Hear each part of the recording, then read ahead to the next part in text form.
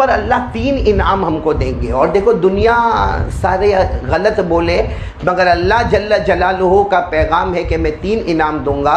اگر آپ سنو گے قرآن حدیث کو اور عمل کرو گے، اللہ فرماتے میں 3 انعام دوں گا، جس میں سب سے پہلا انعام ہدایت کا فیصلہ کروں گا. بولو سبحان اللہ.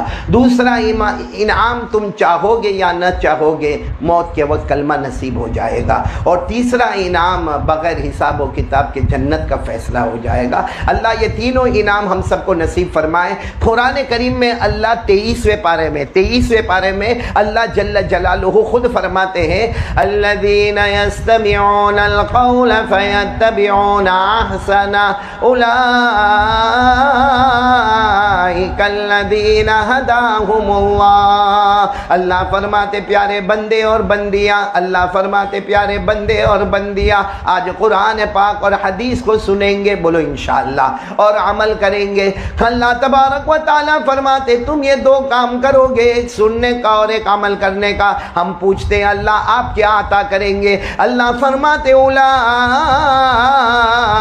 الذین ھداھم اللہ. اللہ فرماتے میں ہدایت کا فیصلہ کروں گا. اور ہدایت کا مطلب ہے تم چاہو گے یا نہ چاہو گے اللہ موت کے وقت کلمہ نصیب کرے گا. اور جس کو کلمہ مل جائے، ہمارے نبی نے فرمایا من کان آخر کلامہ لا الہ الا اللہ دخل الجنہ. ہمارے آقا صلی اللہ علیہ وسلم نے فرمایا جس کو موت کے وقت کلمہ مل گیا بغیر حساب کتاب کے جنتی ہو گیا. تو آج ہم سنیں، عمل کریں اور تینوں انعام لیوے. اللہ ہم سب کو عمل کی توفیق عطا فرمائے. میری ماں بہنیں، مجھے بہت ضروری بات یہ کرنا، ابھی میں نے یہاں جمعہ میں مردوں میں بات کی، ابھی یہاں میں عورتوں میں بات کر رہا ہوں. بات وہی ہے کہ اس وقت ہم کو یہ سوچنا ہے کہ اللہ نے 8 جنتیں بنائی. بھائی اللہ نے جنت کتنی بنائی؟ یہ ہمارے بھائی سب بولیں گے ساتھ میں.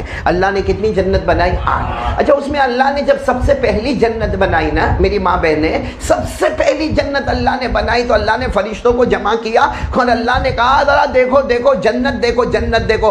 ارے فرشتوں نے جب دیکھا تو سبحان اللہ الحمدللہ اللہ اکبر لا الہ الا اللہ کہا اللہ تو نے بہت اچھی جنت بنائی، بہت بڑی بنائی، بہت شاندار بنائی، بہت جاندار بنائی، بہت بڑا گلزار بنایا، بہت بڑی بہار بنائی. اللہ نے فرمایا یہ پہلی ہے، دوسری اس سے اچھی بناؤں گا. بولو سبحان اللہ. پھر اللہ نے دوسری جنت بنائی، فرشتوں کو جمع کیا، فرشتوں نے اور بڑے زوروں میں تسبیحات پڑھی، سبحان اللہ الحمدللہ اللہ اکبر.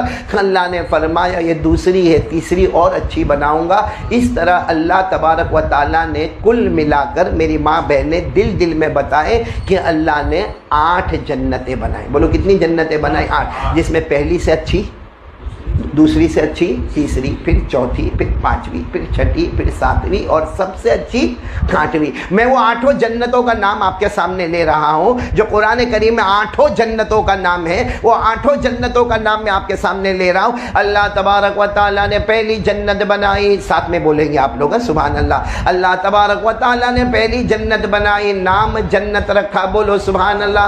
اللہ تبارک و تعالیٰ نے دوسری جنت بنائی جنت النعیم. اللہ تبارک و تعالیٰ نے تیسری جنت بنائی جنت عدن. اللہ تبارک و تعالیٰ نے چوتھی جنت بنائی جنت الخلد. اللہ تبارک و تعالیٰ نے 5ویں جنت بنائی جنت سلام.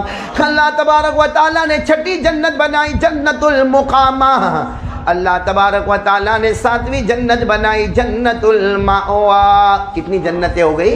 7. اور سب سے اچھی جنت جو اللہ نے بنائی 8ویں جنت، اور اللہ نے اس کا نام رکھا جنت الفردوس. بولو جنت ہمارے آقا صلی اللہ علیہ وسلم جب معراج میں گئے، ہم سب کو معلوم ہے ہمارے نبی معراج میں گئے، اور ہمارے نبی جب معراج میں گئے تو 8 جنتوں میں گئے. کتنی جنتوں میں گئے؟ اللہ نے فرمایا وَهُوَ بِالْأُفُقِ الْأَعْلَى ثُمَّ دَنَا فَتَدَلَّى فَكَانَ قَابَ قَوْسَيْنِ أَوْ أَدْنَىٰ فَأَوْحَىٰ إِلَىٰ عَبْدِهِ مَا أَوْحَىٰ. ہمارے آقا صلی اللہ علیہ وسلم معراج پر گئے تو 7 آسمانوں کو پار کیا. ہمارے نبی نے 8 جنتوں کو پار کیا. تو جنتیں کتنی؟ جب 8ویں جنت میں ہمارے نبی صلی اللہ علیہ وسلم پہنچے، یعنی 8ویں جنت کا مطلب جب ہمارے نبی پہنچے تو ہمارے نبی نے جنت الفردوس میں جا کر پوچھا اللہ یہ جنت کس کو دے گا، کیونکہ یہ تو سب سے اعلیٰ، سب سے اکرم، سب سے اولا اور سب سے افضل جنت ہے، اللہ یہ اتنی جاندار اور اتنی شاندار جنت کس کو عطا کرے گا؟ اللہ نے فرمایا میرے محبوب فکر مت کرو، یہ آپ کی امت کے مردوں اور عورتوں کو عطا کروں گا، یعنی آپ کی امت کو عطا کروں گا۔ تو ہمارے نبی نے فرمایا اللہ اتنی بڑی جنت میری امت کو؟ اللہ نے فرمایا ہاں، کیونکہ تم سب سے بڑے نبی ہو اور تمہاری امت سب سے پیاری امت ہے، تو جنت بھی وہ عطا کروں گا جو سب سے اونچی جنت ہوگی۔ اور اللہ نے لکھ کر دیا، بولو اللہ نے قرآن کریم میں لکھ کر بتایا ان الذین آمنوا وعملوا الصالحات كانت لهم جنات الفردوس نزلا خالدین فیہا لا یبغون عنہا حولا۔ اللہ تبارک و تعالیٰ فرماتے میرے آخری نبی کے امتی کلمہ پڑھنے والے بولو لا الہ الا اللہ محمد الرسول اللہ صلی اللہ علیہ وسلم فرمان، اللہ فرماتے میرے آخری نبی کے کلمہ پڑھنے والے امتیوں، اچھے عمل کرنے والے تم سب کا ٹھکانہ جنت الفردوس ہوگا، ہمیشہ رہیں گے، بولو جنت میں ہمیشہ رہیں گے، نہ ہٹیں گے نہ ہٹائے جائیں گے، نہ نکلیں گے نہ نکالے جائیں گے۔ تو مطلب ہے کہ جنت الفردوس ہماری، بولو جنت الفردوس ہماری۔ لیکن ایک شرط ہے، جب صحابہ کرام نے پوچھا کہ اللہ کے رسول مطلب جنت الفردوس تو ہماری، اللہ نے لکھ کر بھیج دیا، ہمارے نبی نے فرمایا ہاں اللہ نے لکھا جنت الفردوس میرے امتیوں کی ہے، لیکن ہم جب قرآن پاک کا مطالعہ کریں اللہ فرماتے ان الذین آمنوا وعملوا الصالحات، اچھے عمل کرے۔ اب علماء کرام نے بہت سارے اعمال بتائے، کیونکہ ایمان اور اسلام کے تو بہت شعبے ہیں، لیکن میں اس وقت کہتا ہوں کہ اگر ہم 3 عمل کی نیت کر لیں، میری ماں کتنے عمل کی؟ 3۔ انشاءاللہ آج ہم یہاں جمع ہیں، کیا جگہ کا نام کیا ہے؟ لمبایت، مسجد قباء کے پاس، لمبایت شاپورہ میں ہم جمع ہیں۔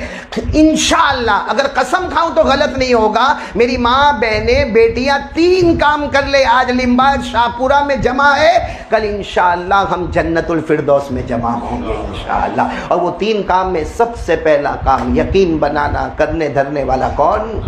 یعنی ساتھ میں بولو نا، کرنے دھرنے والا کون؟ ہر نبی جب نبی بنے، حضرت آدم علیہ السلام سے لے کر ہمارے آقا بولو محمد الرسول اللہ صلی اللہ علیہ وسلم 1,24,000 یا 2,24,000 یا 65,000 یا 25 پیغمبروں کا نام تو قرآن پاک میں ہے۔ جب ہم نے اللہ نے کسی بھی نبی کو نبی بنایا، پہلا کام یہی تھا لا الہ۔ اللہ نے فرمایا وَمَا أَرْسَلْنَا مِن رَّسُولٍ إِلَّا نُوحِي إِلَيْهِ أَنَّهُ لَا إِلَٰهَ إِلَّا اللَّهُ۔ اللہ تبارک و تعالیٰ فرماتے جب بھی ہم نے کسی کو نبی بنایا، ہم نے پیغمبر بنایا، ہمارا سب سے پہلا پیغام اور پہلا سبق یہی تھا کہ جا کے اعلان کر دو، بولو لا الہ۔ بلکہ یہ لا الہ الا اللہ اتنا ضروری ہے کہ ہمارے نبی جب معراج پر گئے اور اللہ کے عرش میں گئے تو اس وقت بھی اللہ نے فرمایا فَعْلَمْ أَنَّهُ لَا إِلَٰهَ إِلَّا اللَّهُ وَاسْتَغْفِرْ لِذَنبِكَ وَلِلْمُؤْمِنِينَ وَالْمُؤْمِنَاتِ وَاللَّهُ يَعْلَمُ مُتَقَلَّبَكُمْ وَمَثْوَاكُمْ۔ اللہ تبارک و تعالیٰ نے فرمایا میرے پیغمبر اعلان کر دو، ابھی تو معراج میں ہو لیکن مکہ میں جاؤ تو اعلان کر دینا لا الہ۔ یہ کلمہ بہت پیارا ہے۔ تو سب سے پہلی بات میری ماں بہنیں ایک یقین بنا لو کہ جو ہوا کرنے والا کون؟ جو ہو رہا ہے کرنے والا کون؟ آئندہ جو ہوگا تو کرنے والا کون؟ اس لیے ہم کو مانگنا کس کے سامنے ہے؟ اللہ۔ ہم کو پیشانی جھکانا کس کے سامنے ہے؟ اللہ۔ ہم کو اپنی حاجتیں اور ضرورتیں رکھنا کس کے سامنے؟ اللہ خود فرماتے میرا بندہ مجھ سے مانگ، اللہ فرماتے میرا بندہ مجھ سے مانگ، کوئی تجھ سے اتنا قریب نہیں جتنا ہم سے کون قریب ہے؟ اللہ نے فرمایا وَإِذَا سَأَلَكَ عِبَادِي عَنِّي فَإِنِّي قَرِيبٌ أُجِيبُ دَعْوَةَ الدَّاعِ إِذَا دَعَانِ فَلْيَسْتَجِيبُوا لِي وَلْيُؤْمِنُوا بِي لَعَلَّهُمْ يَرْشُدُونَ۔ اللہ تبارک و تعالیٰ فرماتے میرا بندہ مجھ سے مانگ لے، میرے سے قریب کوئی ہونے والا نہیں۔ تیری ماں اور تیرے ابا اور تیرے شوہر اور تیرا بیٹا اتنا قریب نہیں ہوگا جتنا میں اللہ تم سے قریب رہوں گا۔ تو سب سے بڑی چیز ہے لا الہ، پہلا کام یہی لا الہ الا اللہ۔ انشاءاللہ میری ماں بہنیں عمل کرے گی انشاءاللہ، یقین بنانے کا لا الہ الا اللہ۔ ایک عجیب بات بتاؤں، آپ سب نے نام سنا ہوگا، دیکھو آپ کی برکت سے بات یاد آئی، آپ سب نے نام سنا ہوگا ایک اللہ کے ولی حضرت حسن بصری۔ بولو کون؟ حضرت حسن بصری۔ اچھا یہ جس گھر میں رہتے تھے نا، ان کے گھر میں جو بازو میں پڑوسی تھا نا وہ مجوسی یعنی آگ کی عبادت کرے۔ کس کی عبادت کرے؟ وہ تو حضرت حسن بصری اس کو سمجھاتے رہے کلمہ کلمہ کلمہ لا الہ الا اللہ۔ اور بتاؤ یہ سمجھانا ضروری ہے کہ نہیں؟ بھائی ضروری ہے۔ کسی کو بھلائی کا حکم دینا یہ واجب، کسی کو برائی سے روکنا یہ واجب۔ اللہ نے ہم کو آرڈر دیا کنتم خیر امہ اخرجت للناس تأمرون بالمعروف وتنہون عن المنکر وتؤمنون باللہ۔ اللہ تبارک و تعالیٰ فرماتے تم بہترین امت ہو، تمہارا کام ہے بھلائی کا حکم دینا، برائیوں سے روکنا۔ تو حضرت حسن بصری ہو جو بازو میں پڑوسی، میں نے ابھی آپ کو بتایا مجوسی جو آگ کی پوجا کرے، آگ کی عبادت کرے، حضرت حسن بصری اس کو سمجھاوے ایک اللہ ایک اللہ ایک اللہ، لیکن وہ مانے نہیں۔ وہ صاحب بولے کہ ہمارا تعلق اپنی جگہ پر، ہمارا سبند اپنی جگہ پر، ہمارا آپس میں پڑوسی کا لین دین اپنی جگہ پر، لیکن میں آگ کی عبادت کروں گا۔ حسن بصری بہت سمجھا۔ ایک دن حضرت حسن بصری کو پتہ چلا کہ وہ مجوسی اب تو بوڑھا ہو گیا تھا، 80 سال عمر ہو گئی تھی، پتہ چلا کہ وہ بہت بیمار ہے اور آخری سانسیں لے رہا ہے۔ سارے ڈاکٹروں نے جواب دے دیا تو حضرت حسن بصری دوڑتے دوڑتے آئے۔ اب جیسے اس کے گھر میں آئے تو وہ تو لیٹا ہوا ہے، بھائی بیمار ہے، وہ تو لیٹا ہوا ہے، آخری لمبی لمبی سانسیں لے رہا ہے اور سامنے آگ جل رہی ہے۔ تو حضرت حسن بصری نے کہا پڑھ لینا لا الہ الا اللہ محمد رسول اللہ۔ تو اس نے کہا نا نا نا نا، وہ آگ دکھ رہی نا، آگ میں نے 80 سال اسی کی عبادت کی ہے۔ سننا، حضرت حسن بصری نے فرمایا اچھا اس کی عبادت کی ہے تو چلو وہ آگ کو یہاں لے کر آؤ۔ چلو سامنے لے کر آئے۔ حضرت حسن بصری نے کہا تو بھی اس میں ہاتھ رکھ، میں بھی اس میں ہاتھ رکھوں، جس کا ہاتھ جل جائے وہ ہار گیا اور جس کا ہاتھ نہ جلے اس کا مذہب سچا ہے۔ تو حسن بصری نے کہا رکھ دے تو ہاتھ رکھ دے۔ تو اس نے کہا نہ میں تو ہاتھ نہیں رکھوں۔ تو نے 80 سال اس کی عبادت کی ہے، پہلے تو رکھے گا اور ویسے بھی تو مرنے کے قریب ہے، ہاتھ رکھے مرے گا یا بعد میں مرے گا؟ تو کہا نہ نہ میں تو ہاتھ نہیں رکھوں۔ تو حضرت حسن بصری نے کہا تو رکھے نہ رکھے لا الہ الا اللہ کر کے حضرت حسن بصری نے اپنا ہاتھ رکھا اور ہاتھ رکھا اور کہا میں ہاتھ ہٹاؤں گا نہیں جب تک تو نہیں کہے گا ہاتھ نکال لے، وہاں تک میں اپنا ہاتھ آگ میں رکھوں گا۔ ارے تھوڑی دیر کے بعد وہ کہنے لگا میرے پڑوسی حسن بصری ہاتھ ہٹاؤ، جل جائے گا جل جائے گا۔ ارے بہت دیر ہو گئی۔ بڑی دیر کے بعد حضرت حسن بصری نے ہاتھ نکالا، اللہ کی قسم حضرت حسن بصری کا ہاتھ پہلے بھی روشن تھا، آگ میں جانے کے بعد اور زیادہ روشن ہو گیا۔ اب سمجھنا پتے کی بات پر اب آ رہا ہوں۔ اب وہ مجوسی نے سب دیکھا، کہا کلمہ پڑھا دو نا، کلمہ پڑھا دو۔ حضرت حسن بصری نے یوں گلے لگایا اور بولو ایک آواز آئی اشہد ان لا الہ الا اللہ واشہد ان محمد رسول اللہ صلی اللہ علیہ وسلم۔ کلمہ پڑھا دیا۔ اچھا کلمہ پڑھا دیا۔ اب حضرت حسن بصری نے کہا میرا بہت بڑا کام ہو گیا، اللہ نے تیرے کو جہنم سے آزاد کر دیا، اللہ نے میرے ہاتھ سے ایک آدمی کو ایمان نصیب کر دیا۔ حضرت حسن بصری کہتے ٹھیک ہے میں جاتا ہوں، میں تھوڑی دیر کے بعد آتا ہوں۔ اس نے کہا جانا نہیں، پہلے لیٹر لکھو۔ کہا لیٹر؟ حضرت حسن بصری نے کہا کون سا لیٹر؟ اس نے کہا دیکھو وہاں ایک چمڑے کا ٹکڑا رکھا ہے، لو ہاتھ میں، اور اس میں اللہ کو لکھو، یہ لکھو اللہ کو کہ میں حسن بصری، اور پھر یہ لکھو کہ یہ اس نے ایمان قبول کیا ہے، میرا نام لکھو اس نے ایمان قبول کیا ہے، اور یہ بھی لکھو اللہ کو کہ اس کو قبر میں عذاب مت دینا۔ کیونکہ 80 سال میں نے اللہ کے ساتھ شرک کا معاملہ کیا، تو اللہ کو 3 باتیں لکھو، ایک تو اپنا نام لکھو، دوسرا میرا نام لکھو، اور تیسرے اللہ کو لکھو کہ اس کو قبر میں عذاب مت دینا۔ حضرت حسن بصری زور سے رونے لگے، کہا یہ کام میں نہیں کروں گا، کیونکہ اللہ کو لیٹر لکھنا یہ ہم بندوں کے بس کی بات نہیں ہے۔ آیت الکرسی ہے نا، آیت الکرسی، اس میں اللہ نے کہا ہمت ہے میرے سامنے سفارش کرنے کی، بلکہ اللہ کہتا کون ہے جو میرے سامنے سفارش کرے گا، کس میں طاقت ہے جو میرے سامنے سفارش کرے۔ آیت الکرسی میں آپ پڑھو، اللہ لا الہ الا هو الحی القیوم لا تأخذہ سنۃ ولا نوم لہ ما فی السماوات وما فی الارض۔ پھر کیا کہتے ہیں اللہ؟ من کون ہے؟ من کے معنی کون؟ من ذا الذی یشفع عنده الا باذنہ یعلم ما بین ایدیہم وما خلفہم۔ اللہ فرماتے کون ہے، کس میں ہمت ہے جو میرے سامنے سفارش کرے؟ میں وہ ہوں جو سارے آسمان اور زمین کو سنبھالنے والا۔ تو حضرت حسن بصری نے کہا بھائی تو نے کلمہ پڑھ لیا، معاملہ ختم ہو گیا، اب یہ لیٹر لکھانے کا، نے میرا نام لکھنے کا، نے تیرا نام لکھنے کا، نے اللہ قبر میں عذاب مت دینا، یہ میرے بس کی بات نہیں۔ تو مجوسی نے کیا، وہ مجوسی تو نہیں رہا، اب تو وہ مسلمان ہو گیا۔ وہ کہنے لگا میری زندگی کی آخری تمنا ہے، لکھ دو نا، خط لکھ دو نا، میرے کو ناراض مت کرو نا، تمہارا کیا جائے گا، تم نے آگ میں ہاتھ ڈالا، اللہ نے تمہارا ہاتھ نہیں جلایا، تو تم تو اللہ کے سامنے سفارش کر سکتے ہو، خالی اتنا لکھ دو کہ میں حسن بصری اور میرا نام لکھ دو، اور کہہ دو کہ اللہ اس کو قبر میں عذاب مت دینا، ورنہ میں 80 سال کا بوڑھا قبر میں جاؤں گا اور اللہ ہتھوڑے سے مارے گا، تو کیا تم کو اچھا لگے گا؟ حضرت حسن بصری اور جتنے لوگ دوسرے تھے نا، سب نے کہا بھائی لکھ دو نا۔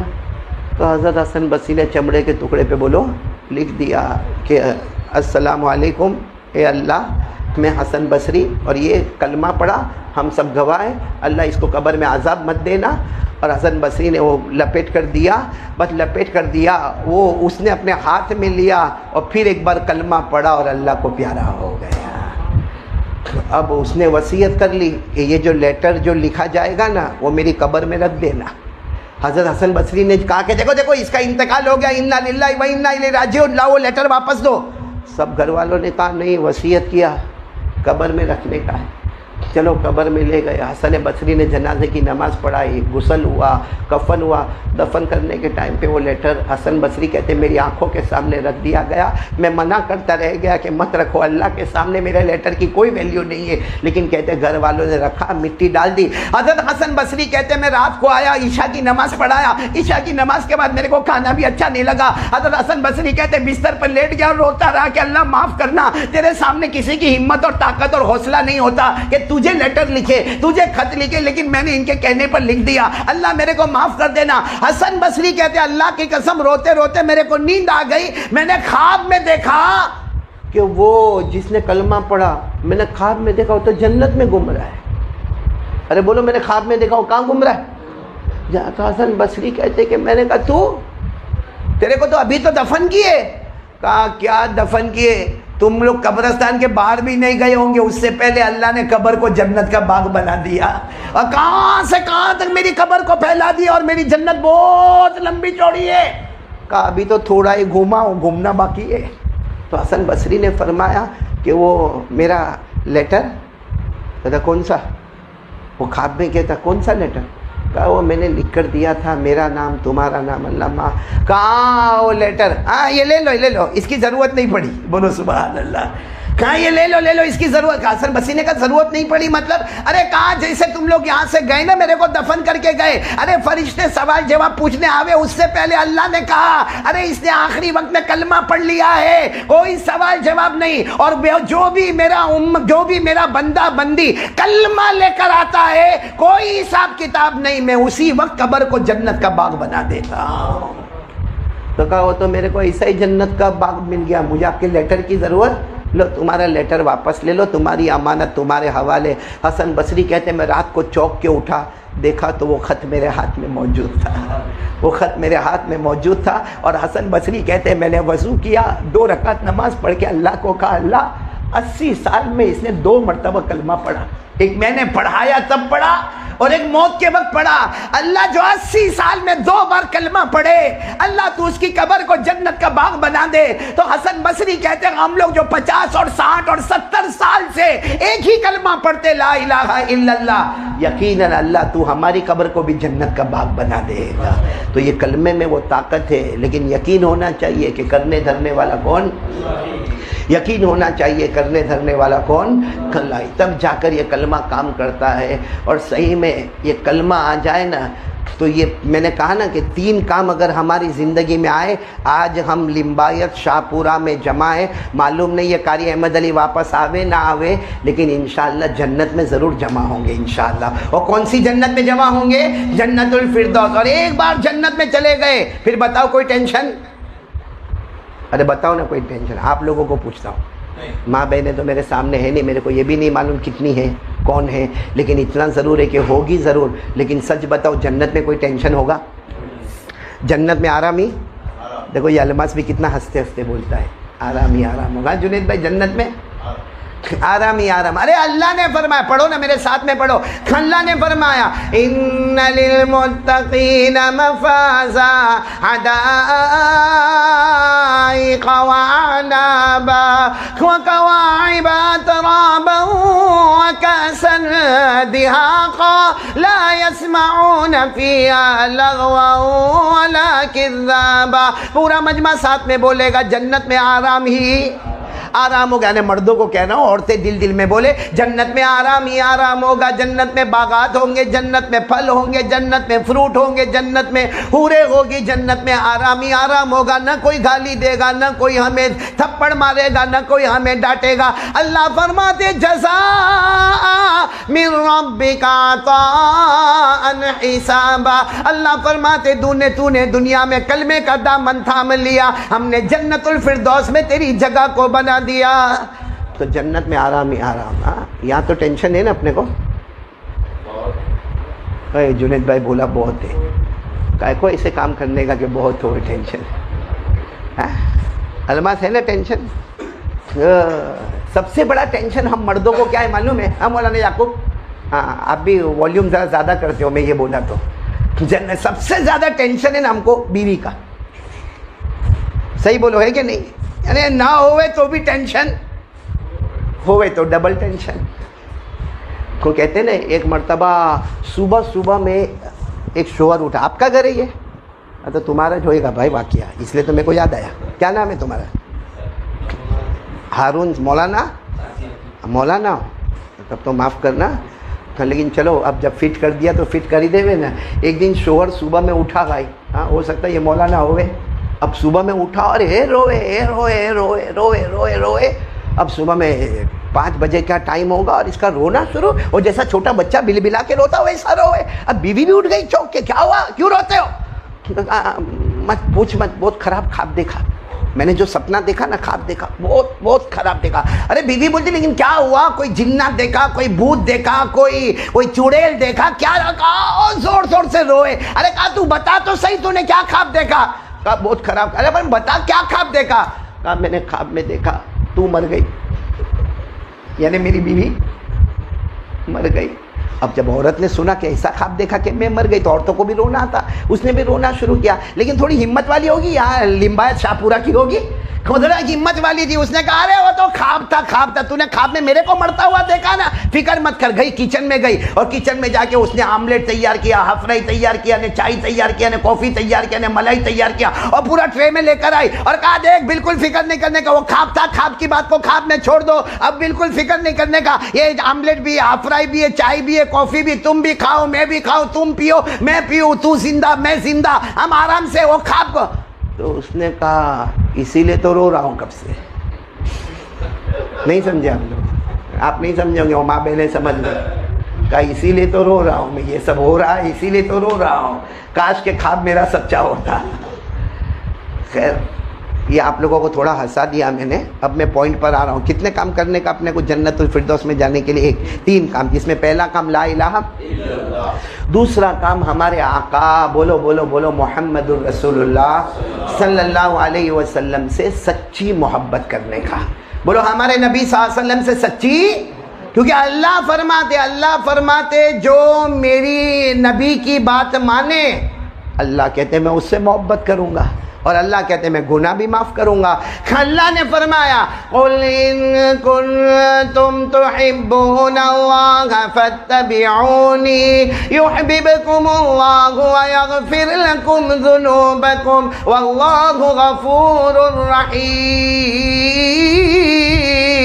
اللہ تبارک و تعالیٰ فرماتے میرے نبی اعلان کر دو اگر تم اللہ سے محبت کرنا چاہتے ہو مصطفیٰ کا دامن تھام لو۔ اللہ فرماتے میرے مصطفیٰ کا دامن تھام لو، اللہ تم سے محبت کرے گا، اللہ تمہارے گناہوں کو بھی معاف کرے گا۔ تو دوسرا کام ہمارے نبی کی بات ماننا اور ہمارے نبی سے محبت۔ میں آپ کو بتاؤں بھی کل پرسوں میں نے پڑھا، میری عقل حیران ہو گئی کہ ایک مرتبہ حضرت ابو بکر رضی اللہ تعالیٰ عنہ گھر میں رو رہے۔ میں آپ کو بتاتا ہوں محبت کس کو کہتے ہیں۔ حضرت ابو بکر گھر میں بیٹھ کے کیا کر رہے ہیں؟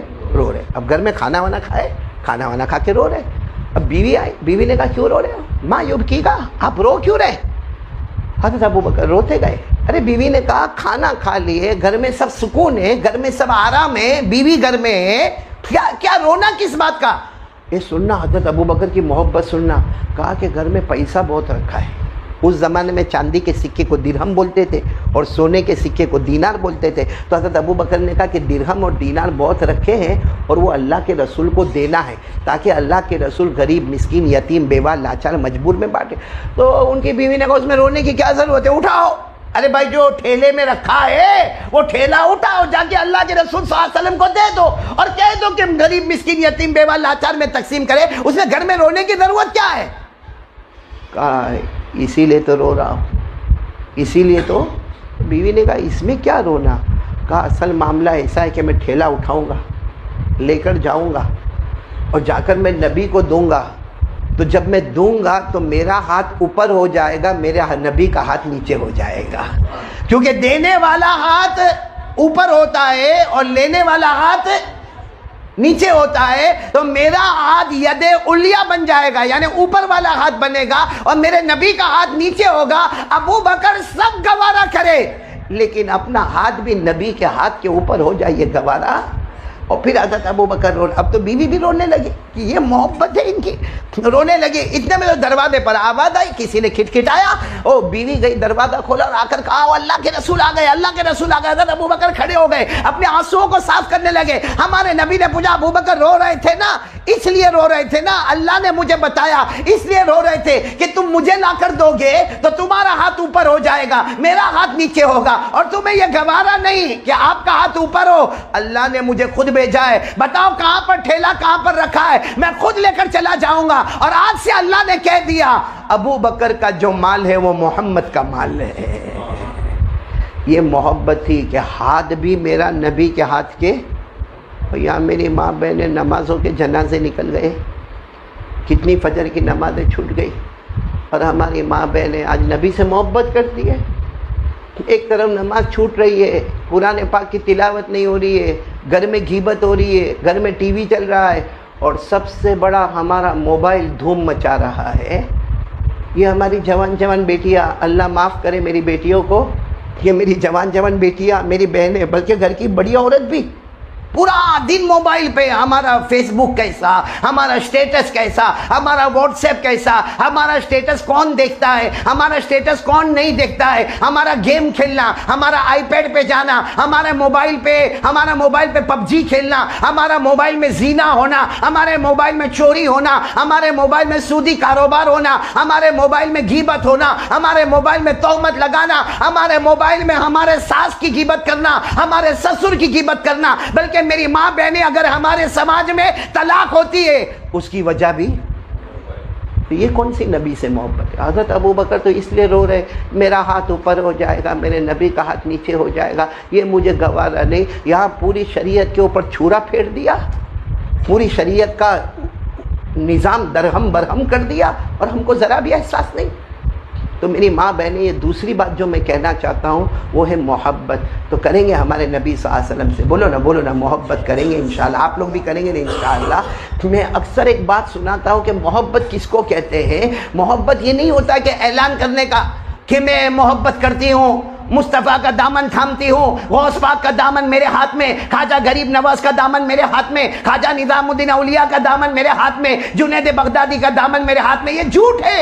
ابھی محرم کے مہینے میں جس کو دیکھو ایک ہی آواز آ رہی ہے کہ حضرت حسین کا دامن نہیں چھوڑیں گے، میدان کربلا میں شہید ہونے والے کا دامن نہیں چھوڑیں گے. ارے حضرت حسین جب میدان کربلا میں گئے تو اپنی زندگی کو شروع کیا صبر پر، کیونکہ پانی نہیں ملا تو شروع کیا صبر پر، اور زندگی ختم کیا نماز پر.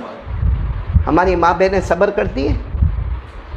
ذرا گھر میں اونچ نیچ ہو گیا، اللہ اللہ گھر میں ایک طوفان برپا ہوتا ہے. باقاعدہ پڑوس میں جا کر کہتی ہے کہ 25 سال ہو گئے میرے کو گھر میں ایک دن بھی چین سکون کا نہیں ملا. میرا شوہر ایسا، میری ساس ایسی، میری ننند ایسی، میری دیورانی ایسی، اور وہ میرے پہ جادو کرتی، وہ میرے پہ نظر رکھتی، وہ میرا یہ بگاڑتی، وہ میرا ایسا کرتی. ارے میں میری ماں بہنوں کو کہتا ہوں کہ چلو میں نے مانا کہ تمہاری ساس ظلم کرتی ہے، میں نے مانا کہ ننند ظلم کرتی ہے، میں نے مانا کہ چلو جیٹھانی ظلم کرتی ہے، میں نے مانا کہ دیورانی ظلم کرتی ہے، لیکن ہم اتنا تو کر سکتے ہیں نا کہ وضو کر کے 2 رکعت نماز پڑھ کے کسی کو نہ بولے، اللہ کو بولے. اللہ کہتا بندی نے مجھے بولا ہے، میرے دربار میں دیر ہوگی مگر اندھیر نہیں ہوگا، اور میں اس عورت کو عزت دلوا کے رہوں گا. تو کرنے دھرنے والا کون؟ تو بات کیا چل رہی تھی ہماری؟ محبت کی بات چل رہی تھی. پیارے نبی، پیارے نبی صلی اللہ علیہ وسلم سے محبت کرنا. تو میں یہ کہہ رہا تھا کہ آپ اگر کچھ چیزیں دیکھیں نا، آپ کو معلوم ہوگا حضرت حسین کی زندگی شروع کس پہ ہوئی؟ صبر. ختم کس پہ ہوئی؟ نماز. اور اللہ نے بہت پہلے کہا کہ جو صبر کرے، یعنی جو میری ماں بہن صبر کرے اور نماز پڑھے، اللہ نے یہ نہیں کہا میں جنت دوں گا، اللہ نے یہ نہیں کہا کہ میں پیسہ دوں گا، اللہ نے یہ نہیں کہا کہ میں دولت عطا کروں گا. اللہ کہتے، جیسے میں میری ماں بہنوں کو کہتا ہوں، اللہ کہتے صبر کرے اور نماز پڑھے. اللہ کہتے تجھے کچھ نہیں ملے گا، کوئی نہیں ملے گا. اتنا یاد رکھنا، پیدا کرنے والا اللہ خود تیرا ہو جائے گا. اللہ نے فرمایا یا ایھا الذین آمنوا استعینوا بالصبر والصلاۃ ان اللہ مع الصابرین. اللہ تبارک و تعالیٰ فرماتے ایمان والے مرد اور ایمان والی عورتیں نماز کا دامن تھام لو، صبر کا دامن تھام لو. اللہ فرماتا جنت نہیں عطا کروں گا، جنت بنانے والا خود اللہ تجھے مل جائے گا. اور اللہ مل جائے اس سے بڑھ کے کیا دولت ہوگی. اور سچ بتاؤں ہمارے نبی کو کیا عورتوں سے محبت نہیں تھی؟ امت کی عورتوں سے محبت نہیں تھی؟ آپ کو معلوم ہے ہمارے نبی کے پاس کچھ قیدی عورتیں آئیں جن کے ہاتھوں میں کڑیاں اور پاؤں میں بیڑیاں. ہمارے نبی صلی اللہ علیہ وسلم کو پتہ چلا تو ہمارے نبی صلی اللہ علیہ وسلم نے فرمایا کہ یہ جو عورتیں قیدی بن کر آئی ہے، اس میں جو سب سے بڑی ان کی سردارن ہے ان کو میرے سامنے لایا جائے. تو وہ جو سامنے آئے تو اس کے سر پر دوپٹہ نہیں، اور وہ آنے والی کون معلوم؟ حاتم طائی کی بیٹی. حاتم طائی جو بہت بڑے سخاوت میں مشہور تھے اگلے زمانے میں، جو عیسائی تھے، ان کی بیٹی. اور ہمارے نبی صلی اللہ علیہ وسلم نے جیسے دیکھا کہ بغیر دوپٹے کے آئے، ہمارے نبی صلی اللہ علیہ وسلم نے اپنی گردن مبارک کو جھکایا اور صحابہ کرام کو ڈانٹا کہ ٹھیک ہے تم نے ہاتھوں میں کڑیاں باندھی ہے، پاؤں میں بیڑیاں باندھی ہے، یہ قیدی بن کر آئی ہے، مگر ان کے سر کا دوپٹہ کہاں ہے؟ تو صحابہ کرام نے کہا وہ تو جیسے آئے ویسے ہم یہاں پر لے کر آئے. ہمارے نبی نے فرمایا اگر ہماری بیٹی ہوتی تو بغیر دوپٹے کے باہر آتی؟ ہماری بیٹی ہوتی تو بغیر دوپٹے کے باہر آتی؟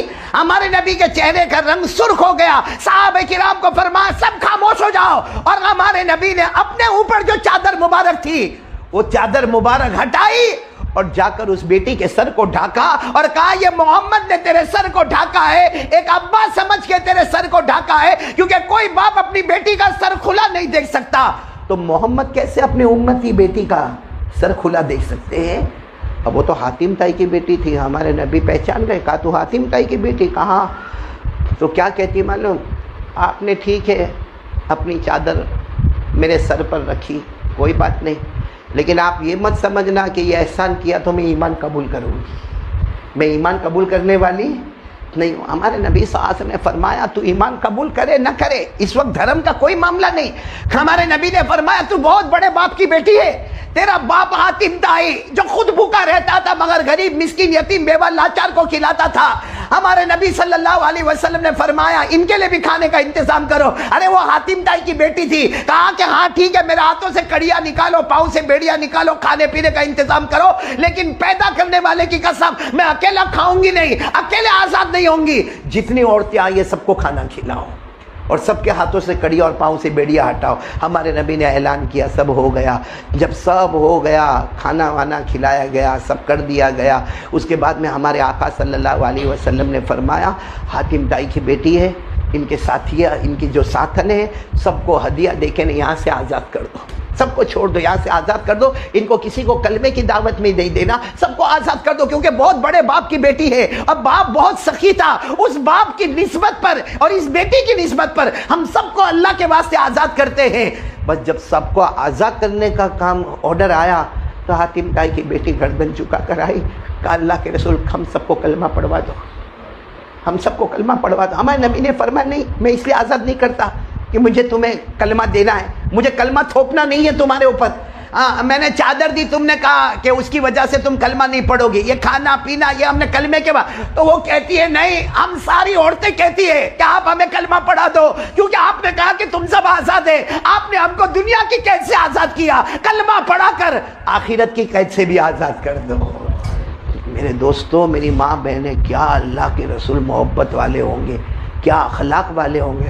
اور آج ہماری ماں بہنیں, وہاں ہمارے نبی نے غیر کی بیٹی کے سر پہ دوپٹہ نہیں دیکھا تو تڑپ گئے. یہاں ہمارے گھر میں 10-10, 15-15 دوپٹے اور باہر نکلتی ہے بغیر دوپٹے. یہ نبی کا مذاق نہیں تو کیا ہے؟ قیامت میں نبی پوچھیں گے حاتم طائی کی بیٹی غیر تھی, میں نے اس کے بالوں کو کھلا نہیں دیکھا, میں نے گوارا نہیں کیا. اور آج ہمارے کباڑ کو کھولو 10-10, 12-12 اور الگ الگ ایمبرائڈری والے, الگ الگ کلر والے دوپٹے اور ڈریس ہوں گے, لیکن وہ عورت باہر نکلے گی دوپٹہ اڑا ہوا کہیں. تو کیا قیامت میں ہمارے نبی کو ہم جواب دے سکیں گے؟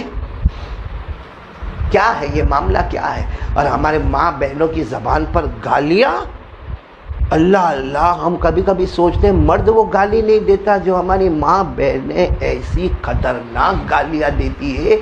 تو میرے دوستو, ہمارے نبی صلی اللہ علیہ وسلم کے اخلاق بھول گئے ہم. دشمنوں کو کھانا کھلا رہے, پانی پلا رہے, اور دشمنوں کو کپڑے دے رہے, دشمنوں کی بیٹی کے سر پہ دوپٹے اڑا رہے, اور ہم اپنوں کے ساتھ گالیاں گلوج اور معلوم نہیں غیبت. جہاں 2 عورتیں ملے گی, اللہ کی قسم, جہاں 2 عورتیں ملے گی 2-3 باتیں اچھی ہوگی. تمہاری طبیعت کیسی, میری طبیعت کیسی, تمہارا شوہر کیسا, میرا شوہر کیسا, تمہارے بچے کیسے, میرا بچہ کیسا, 2-4 باتوں کے بعد آئے گا. وہ اپنے محلے میں جو ہے رقیہ, اس کا کیا ہوا؟ وہ محلے میں زینب ہے, اس کا کیا ہوا؟ اور پھر شروع. ہمارے نبی فرماتے کوئی زنا کراوے اتنا بڑا گناہ نہیں جتنا بڑا گناہ ہے پیٹھ پیچھے کسی کی برائی کرنا. ہمارے نبی نے فرمایا الغیبۃ اشد من الزنا. بلکہ میری ماں بہنیں کان کھول کر سنیں, ہمارے نبی صلی اللہ علیہ وسلم نے فرمایا, اگر جیسے ہماری ماں بہنیں بیٹھی ہیں, اللہ سب کے بھائیوں کی عمر میں برکت دے, بولو آمین. لیکن میں میری ماں بہنوں کو کہتا ہوں, اگر کسی کا سگا بھائی مر گیا, بھائی تھوڑی دیر کے لیے مانو مر گیا, اور اس کا جنازہ رکھا ہے, اچھا کچھ دوسری بہنیں آوے اور آ کر کہے او تیرا بھائی مر گیا نا, سگا بھائی مر گیا. اس نے روتے روتے کہا ہاں میرا سگا بھائی مر گیا. تو انہوں نے کہا ایک کام کرنا, چھری لینا, اس کا گوشت نکالنا, وہ بھی برابر ران کا گوشت نکال. آج اپن وہ گوشت کو تلیں گے, سیکیں گے, پکائیں گے اور خوب کھائیں گے.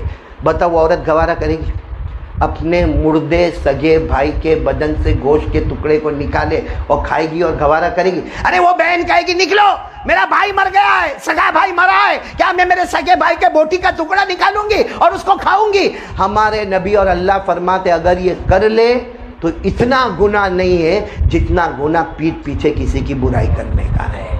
اللہ نے فرمایا وَلَا يَغْتَبْ بعضكم بعضا أيحب أحدكم أن يأكل لحم أخيه ميتا فكرهتموه. اللہ فرماتے کوئی کسی کی غیبت نہ کرے. کیا تم پسند کرتے ہو کہ تمہارے سگے مردے بھائی کے گوشت کو کھائے؟ حقیقت میں گوارا نہیں کرو گی. تو اگر یہ گوارا نہیں تو غیبت کرنا اس سے بھی زیادہ گوارا نہیں. خیر بات وقت کافی زیادہ ہو گیا.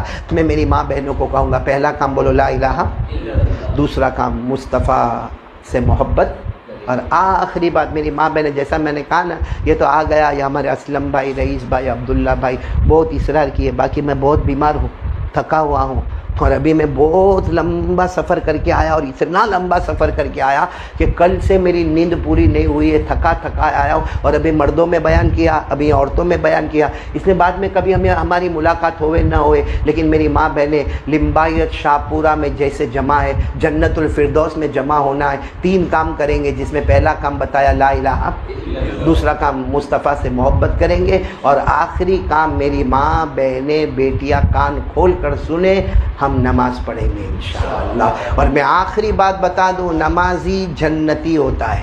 یہ پورے قرآن میں 6666 آیت قرآن میں، جس میں 500 مرتبہ 6666 آیتوں میں 500 مرتبہ اللہ نے نماز پڑھنے کا حکم دیا. ہمارے نبی صلی اللہ علیہ وسلم نے 23 سالہ نبوت کی زندگی میں 7000 مرتبہ نماز کا حکم دیا. تو اللہ رسول کی بات اور قرآن کی بات ملاؤ تو 7500 مرتبہ اللہ نے نماز کا حکم دیا. اس لیے میں وہ سب پہ نہیں جاتا ہوں، ایک دم کھلم کھلا بیان کرتا ہوں. نمازی جنتی ہے اور بے نمازی جہنمی ہے. اور یہ میں نہیں کہتا، ڈائریکٹ قرآن سے میں ریلے کرتا ہوں کہ نمازی جنتی ہے. اللہ نے فرمایا، اللہ نے، اور میں آپ کو ایک خوشخبری بھی سنا، چونکہ ہم نے شروع میں کتنی جنتیں پڑھی؟ 8. اور کون سی جنت پہ اپنے کو جانے کا؟ 8ویں، جس کا نام ہے جنت ایک صحابی آئے اور ایک صحابی نے آ کر کہا اللہ کے رسول اگر میں فجر، ظہر، عصر، مغرب، عشاء یعنی 5 نماز پڑھوں تو مجھے کیا ملے گا؟ ہمارے نبی نے فرمایا 5 وقت کی نماز پڑھو گے، نماز سے بڑھ کے کوئی عبادت نہیں، اللہ جنت الفردوس دے گا جس کے اوپر کوئی جنت نہیں. اور ہم کو کون سی جنت چاہیے؟ 8ویں، یعنی جنت الفردوس. اور وہ ملے گی کس پر؟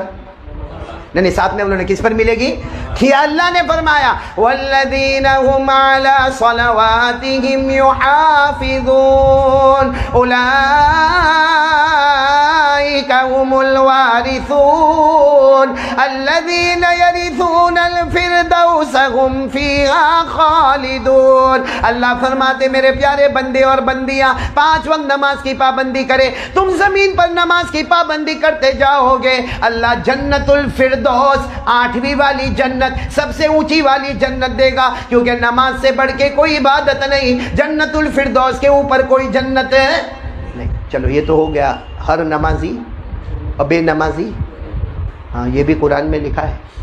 اگر قرآن میں نہیں لکھا ہوتا تو میں نہیں کہتا، لیکن قرآن میں صاف شبدوں میں لکھا ہے جو نماز کو برباد کرے، اپنی مرضی پر چلے، اللہ کہتے ہیں میں جہنم میں ڈالوں گا.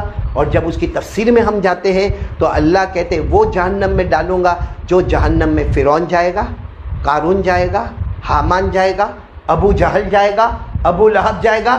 یہ امت کی بے نمازی عورتیں وہ بھی اسی جہنم میں جائے گی. 16واں پارہ اللہ نے فرمایا فخلف من بعدهم خلف اضاعوا الصلاة. دیکھو صاف لکھا ہے نماز کو برباد کرے. اضاعوا الصلاة واتبعوا الشهوات فسوف يلقون غيا. اللہ تبارک و تعالیٰ فرماتے ایک زمانے میں ایسے مرد اور ایسے عورتیں آئے گی جو نمازوں کو برباد کرے گی، اپنی مرضی پر چلے گی. اللہ فرماتا میں ایسی جہنم میں ڈالوں گا جو جہنم میں فرعون ہوگا، قارون ہوگا، حامان ہوگا، ابو جہل ہوگا، ابو لہب ہوگا. اس امت کا بے نمازی مرد اور عورت بھی اسی جہنم میں ہوں گے. اس لیے میری ماں بہنیں بات ختم کر رہا ہوں. بات ختم کرتے کرتے چونکہ گھنٹہ پورا ہونے آیا ہے، بات ختم کرتے کرتے میں یہ ضرور کہوں گا کہ میری مائیں اور میری بہنیں اور میری بیٹیاں آج لمبایت شاہ پورا میں جمع ہیں.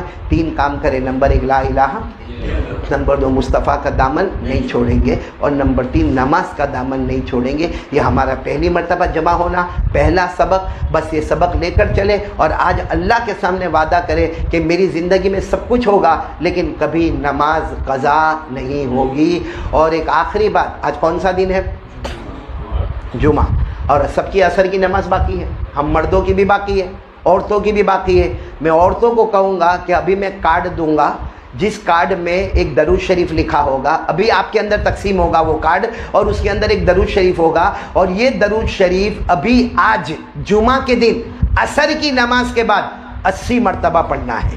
کہاں ہمارے نبی نے کیا فرمایا؟ حضرت ابو ہریرہ رضی اللہ تعالیٰ عنہ فرماتے، اور ایک اور صحابی حضرت ابو سعید خدری رضی اللہ تعالیٰ عنہ فرماتے، دونوں صحابہ فرماتے ہمارے آقا محمد رسول اللہ صلی اللہ علیہ وسلم نے فرمایا جو بھی مسلمان جمعہ کے دن عصر کی نماز کے بعد 80 مرتبہ درود پڑھے. پھر بولو، جو بھی مسلمان عصر کی نماز کے بعد 80 مرتبہ یہ درود شریف پڑھے، ہمارے نبی صلی اللہ علیہ وسلم فرماتے جاؤ 80 سال کے گناہ معاف ہو جائیں گے، 80 سال کی عبادت نامہ اعمال میں لکھی جائے گی. وہ کون سا درود ہے جو جمعہ کے دن عصر کے بعد 80 مرتبہ پڑھنا؟ اللہم صلی علی محمد النبی الامی وعلی آلہ وسلم تسلیما. 80 مرتبہ یہ درود میری ماں بہنیں پڑھنا ہے. ابھی